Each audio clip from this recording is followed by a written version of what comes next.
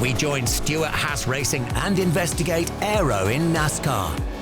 It's a huge part in auto racing in any type of sport, right? You see it in Formula One, you see it in go-karts, you see it in everything where aero and drafting takes place. And with these cars punching as big a hole as they do, and now with the underwing, it's probably more sensitive and more important than it ever has been. Every ounce on our race car, overbody and underbody, and even internally in the cockpit, we are adjusting in a wind tunnel to try to maximize every little thing. It's as simple as going down the road and turning your hand from flat to sideways, and you see the difference on how it affects your hand. That's affecting our car, but we're going 175 miles an hour. As Stewart-Haas Racing hunt for victories in their final NASCAR campaign, engineers constantly seek more downforce, and airflow is key. The underwing makes probably 70% of the downforce, so trying to maximize the splitter and the underwing and the diffuser is the most important part, no matter what. But it really comes down to the setup too, and getting that diffuser as low to the ground as you can get it, which makes the most downforce. When you sit on the pole or when you get the lead off pit road and you're able to take off at the restart and be the front car, you have the maximum downforce on your car.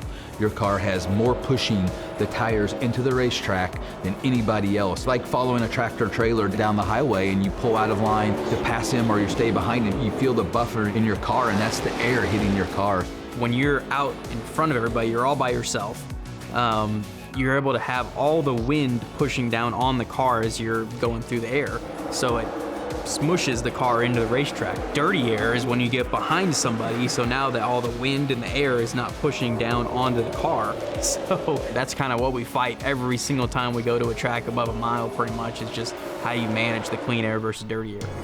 In all forms of racing, clean air provides better downforce, but in the heat of battle, dirty or disrupted air can help set up a winning pass. Dirty air would be an advantage at your super speedways, your Daytonas and Talladegas, just because the air is disturbed by the guy in front of you, so there's less resistance for you, the trailing car, so you can suck up, we call it a NASCAR, and create a bump draft, which ultimately you and the guy in front of you go faster.